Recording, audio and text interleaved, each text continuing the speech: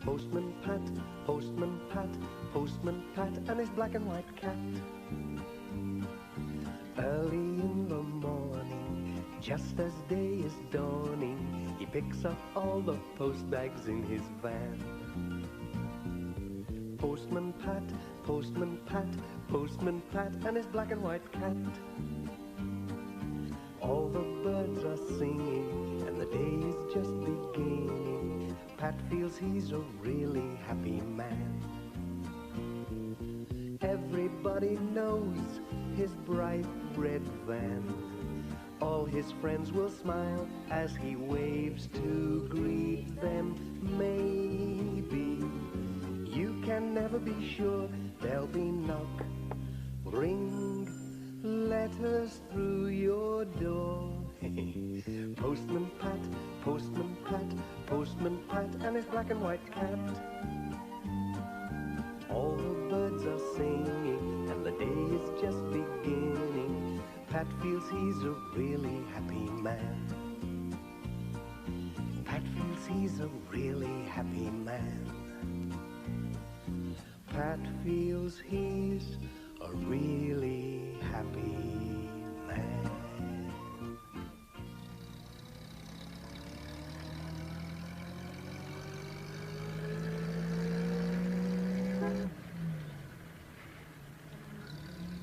What lovely weather for people on holiday, said Pat. Every summer, lots of visitors came to Greendale to walk in the hills and camp in the valley.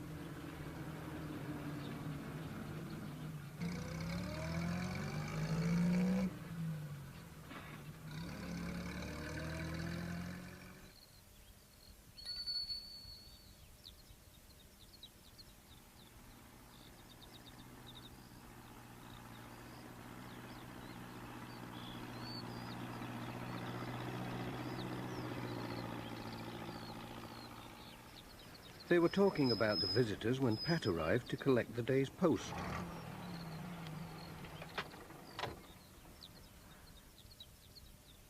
Morning, Mrs. Goggins. Fine day. Morning, Pat. Yes, and a busy one too. Plenty of post for the visitors. The Jacksons are staying up at Burkow Cottage. There are some letters for them, so don't forget the extra call, will you, Pat? Oh, yes, and there's a registered letter for those campers up at Southlands Farm. They'll have to sign for that. I do hope you catch them in. And a parcel for Granny Dryden. I wonder what that can be. It's a busy time with all these people on holiday, said Pat. I'll be glad when it's my holiday. Have a good day, Pat. I will. Cheerio.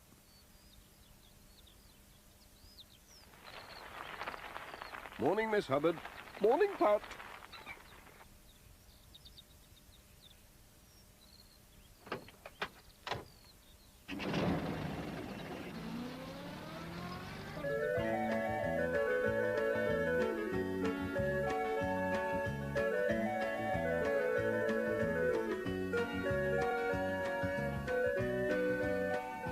Pat delivered his letters all along the valley.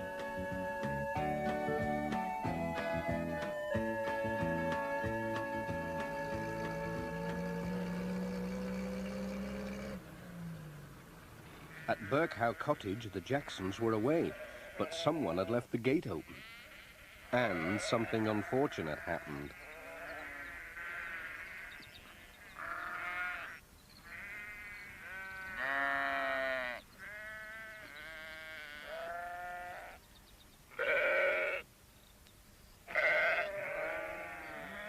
By the time Peter Fogg found the sheep, it was too late.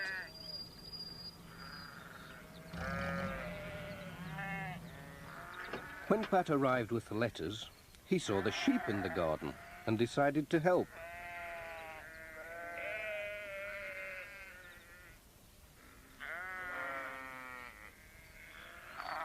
He'd chased sheep before.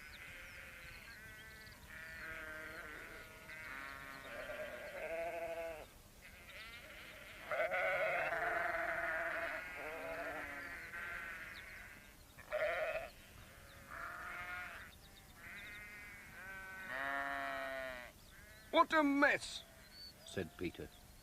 I don't know what Mr. Jackson will say. It isn't your fault, said Pat. People should close gates properly. I bet they won't do that again. No. Anyway, thanks for helping. Cheerio.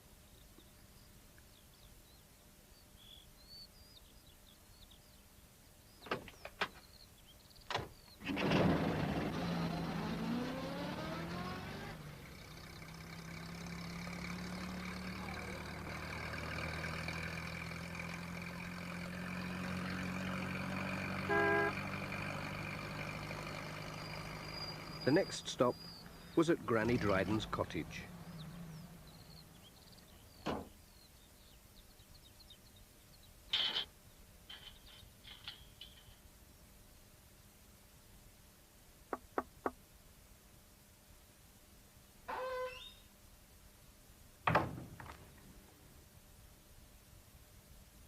She was so pleased to see her parcel, she opened it there and then.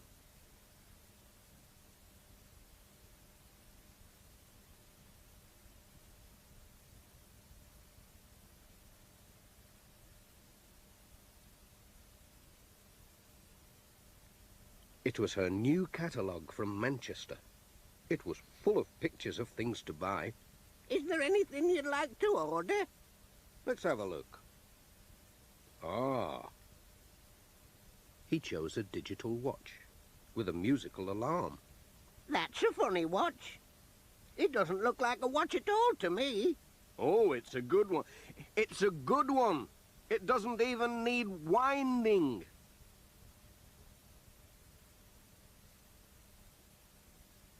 It'll help to keep me on time. Goodbye.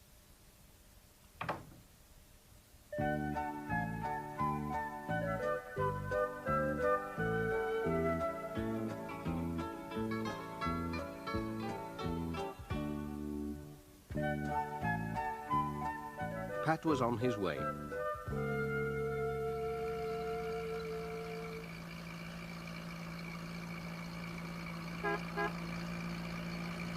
He had to go up the hill to Intake Farm with a letter for George Lancaster.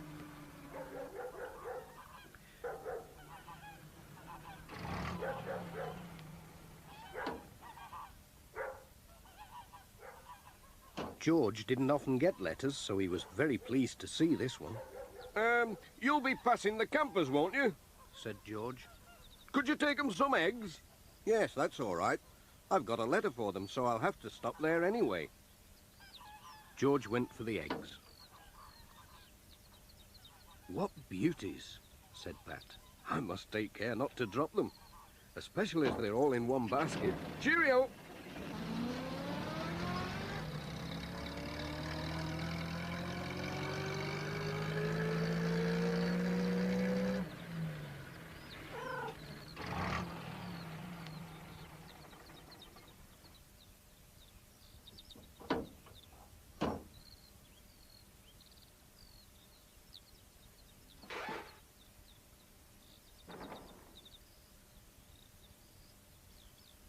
Hello? Anyone at home?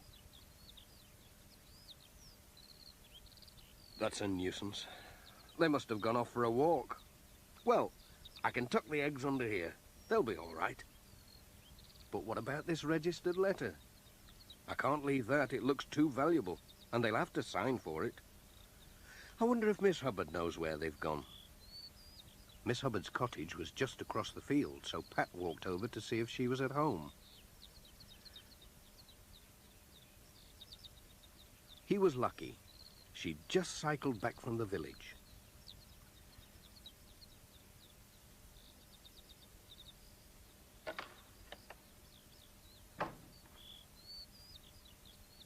Pat told her about the special letter. She knew where the campers were, all right. They've gone off to see the Gategill waterfalls, she said. They asked me the way this morning. Oh dear. That's at least 6 miles, and my van can't go along that old track. I'll borrow a tractor from the farm, said Miss Hubbard. I can't drive a tractor.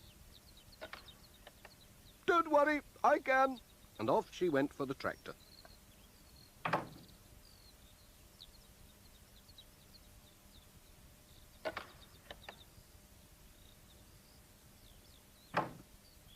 Pat wasn't sure that he wanted to ride on a tractor, but there was no other way.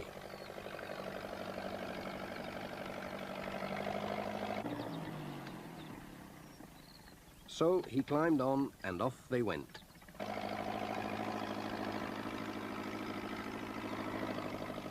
It was a very exciting ride, and a rough one in places. Hold on tight. Oh, that hurts. Oh, heck. Oh! Oh, hey up! Careful! Only 2 more miles to go. Oh, thank goodness for that.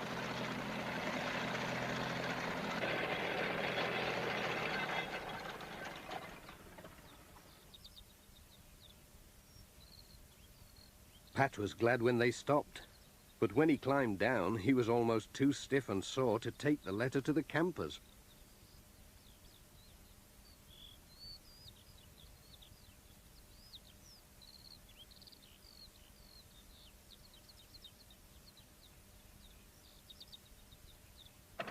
And then they had to go all the way back again.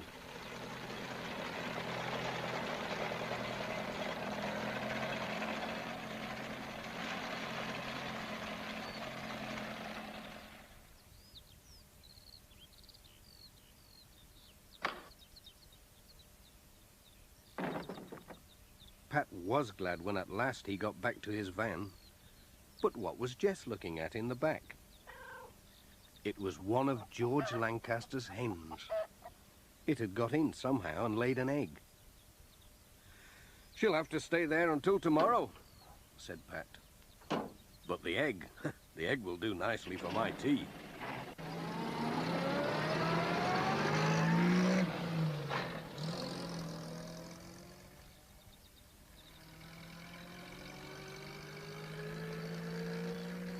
Pat was on his way home when he spotted a sheep stuck in a fence.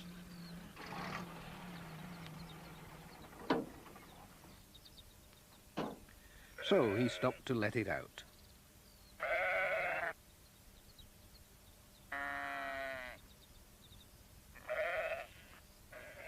"I think that's my last job for today," he said.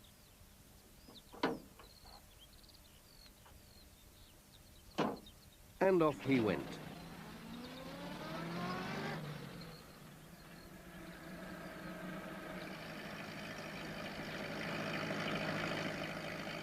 He waved as he passed the Thompsons. They were still hard at work haymaking. "Goodbye, Pat. See you tomorrow."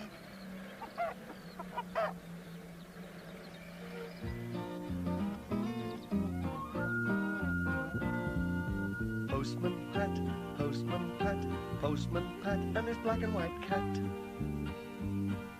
Bum, bum, bum, bum, bum, bum, dee-dum, dum, dee-dum, bum, bum, bum, bum.